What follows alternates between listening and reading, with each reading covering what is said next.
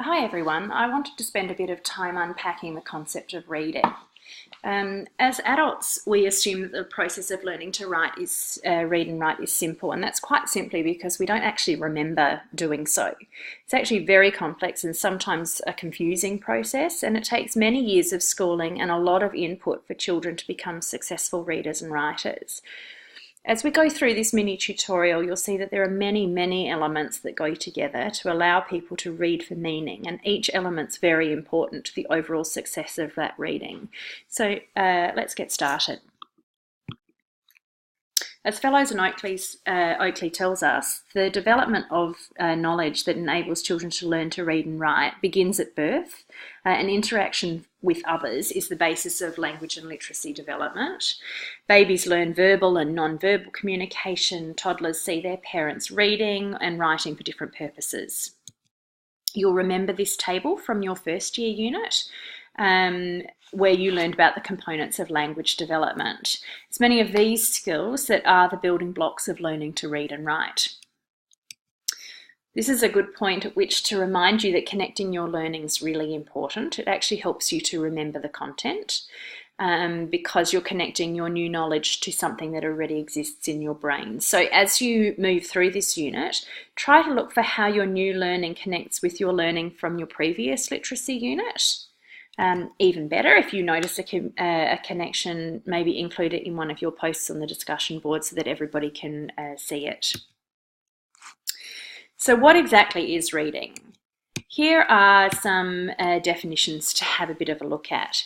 If we look at Fellows and Oakley, the EYLF and the Australian curriculum, you'll see many things in common. You'll see meaning and decoding, a variety of texts, your purpose, evaluating. So let's have a bit of a breakdown of some of the words that are in there. Decoding is about being able to use visual, syntactic and semantic cues to make meaning from words and sentences. For example, breaking a word into sounds in order to work out what the word is, or using a picture clue to work out a word on a page. Making meaning refers to the ability to understand what you read. When they talk about a range of texts, they're talking about different text types, instructions, narratives, letters, etc. And purpose goes with that. So realizing that those different text types are written for different reasons in different ways. They talk about critical awareness. Critical awareness is being able to identify and explain the different elements of reading. And then they talk about multimodal text. So multimodal text is one that uses more than one form of communication, such as images and music, spoken language and written language. And there's a table at the bottom here which explains some of the different types of multimodal texts. It isn't possible to go through everything in this chapter, but here are a few important points. So reading is an integral part of literacy as a whole. It isn't separable from writing, viewing, speaking and listening. And that's because you have to understand how a book works to understand how to put writing together. You have to be able to recognise words to see patterns of sounds for spelling. You have to be able to speak words and understand sentences and how they work to be able to construct them and to understand what we read. And you need to be able to listen to others to learn about expression and fluency. Oral language is a very important starting block. In fact, having strong oral language skills is a predictor of future reading proficiency, and it also helps with the ability to think of ideas when writing. And that's because in order to be able to access and create print, you need to understand what words mean, how sentences are constructed, and how texts work. And a lot of that is learned through oral language. Oral language, or listening and speaking, increases vocabulary, which is vital for comprehension. For example, knowing lots of different words for the word big. So if you come across the word gigantic in a book, you know that gigantic is another word for big. Vocabulary is a huge predictor for reading success, and research actually shows that boys in particular come to school with 30% less vocabulary than girls do. And that's simply because they tend to speak less. Technology has also had a huge impact on vocabulary development, as children aren't interacting with each other and adults in the same way that they used to. So while during the course of using that technology, they might hear lots of new words, they seldom realise that they don't understand what those words mean, nor do they have the motivation to actually ask an adult about them. Oral language builds conceptual, topic, and general knowledge, and that's developed by doing things, talking, discussing, asking questions, and working with others. Activating that prior knowledge improves comprehension processes when reading's happening, because it helps predicting, making connections, visualizing, and finding the main idea.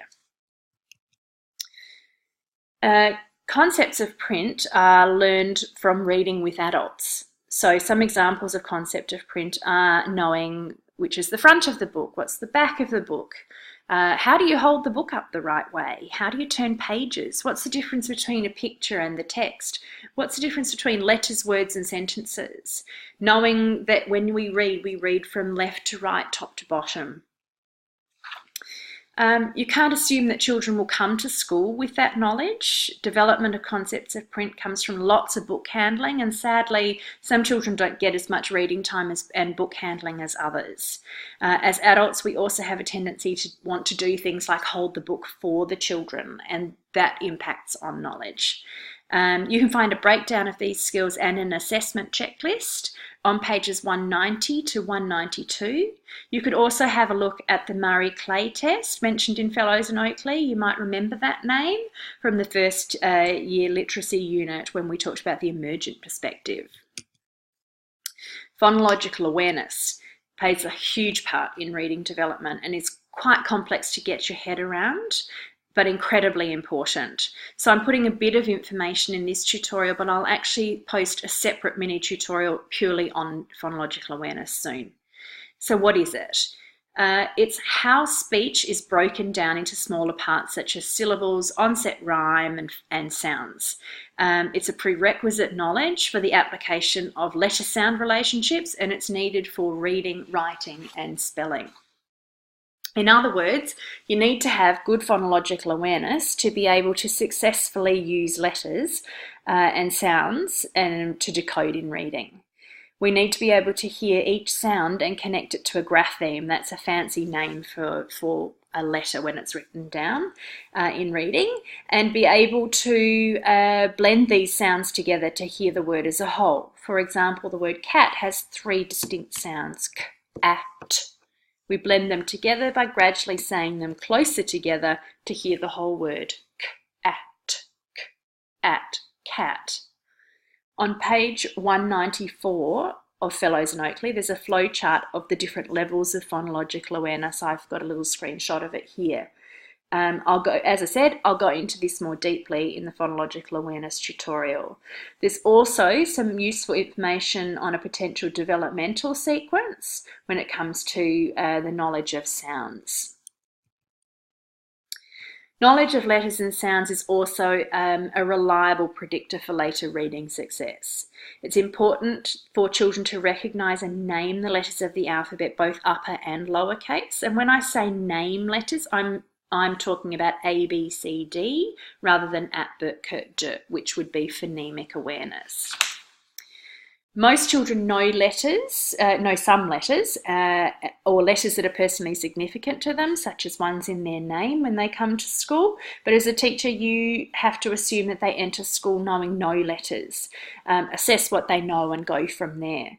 Remember, it's possible to know the letters of the alphabet by name without having very many letter-sound relationships at all, such as they might know that that's the letter M, but they may not have connected it to the sound M.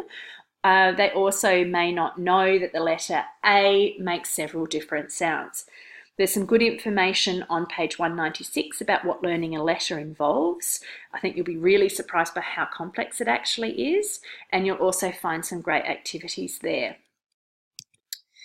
On page 198, Fellows and Oakley talk about sight words. So sight words are words that children recognise instantly in print. They're not always high-frequency words, so they're not interchangeable words, sight words and high-frequency words. High-frequency words are words that occur a lot in the English language, and there are actually 100 words that make up 50% of all reading.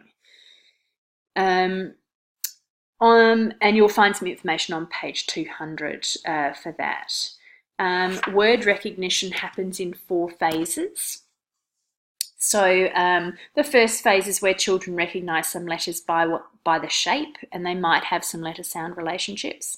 The second phase is where they have a bit more knowledge and they can decode some simple CVC words. CVC stands for consonant, vowel, consonant, such as hot has a consonant and then a vowel and then a consonant. Phase 3 is where they can apply the knowledge that they have to slightly more complex words and they instantly recognise some words. Phase 4 is where they might chunk some letters together so they're not decoding every single sound. So instead of decoding every sound in caterpillar, cat, they might chunk some together and get caterpillar, and that makes reading much more fluent. These phases are not sequential. Children can regress, which means they go backwards, or appear in 2 phases at the same time. So they may be able to recognise some sight words, which is phase 3, but only be able to decode very simple words, which is phase 2. And there's a guide on page 199 to perhaps some expected achievement in word recognition. Environment is really important. So it's as important, in fact, as the skills and strategies that we're teaching. Reading needs to be carefully nurtured and intentionally taught, taking into account individual needs. Too much pressure, using texts that are too hard without the appropriate amounts of support, openly comparing different skill levels of different children, which sadly is something that parents do a lot in children's earshot, can really undermine the confidence and motivation of children to read. The reading process starts with the right environment back in preschool, where they're learning through play and drama, using props and acting out stories, and that helps their later reading success as well. On pages 202 to 203, you'll find a great table explaining the different phases of reading development and what readers tend to do in those phases.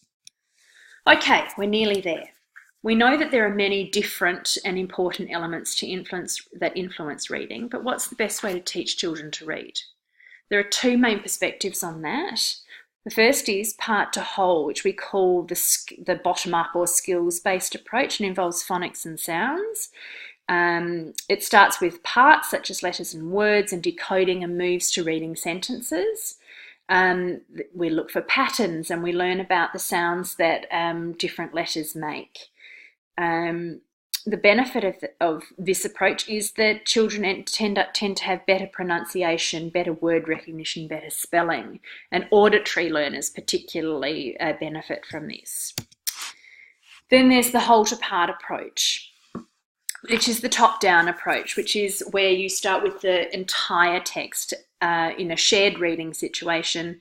The emphasis is on meaning making and enjoyment rather than pulling it apart, and any skills that are taught are actually taught within the context of that.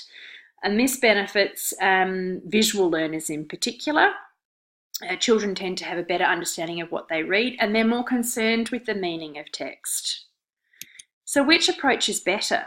We have one model that tends to support visual learners and comprehension, and one model that supports auditory learners and being able to decode and recognise words. It would seem to me that given that we want confident readers who can decode text and understand what they read, and given that we have visual, auditory and other learning styles featured in every classroom, that perhaps a combination of the 2 is the best way to go. But I'd be really interested in what you think. In my classroom, I use a combination of the 2, shared and guided reading with follow-up activities exploring texts and how they're put together with punctuation and all the rest, as well as explicit teaching of phonological and phonemic awareness, so that students know how to effectively break down the text and the words within that text. You tend to find that schools decide how they want reading and writing to be taught, and that staff are expected to teach in line with the school's chosen approach. That could be whole to part or part to whole, or a combination of the 2. So it's important that you understand both approaches. That's it for this tutorial. Really hope you've found it useful. If you have any questions, please let me know. Thanks, everyone.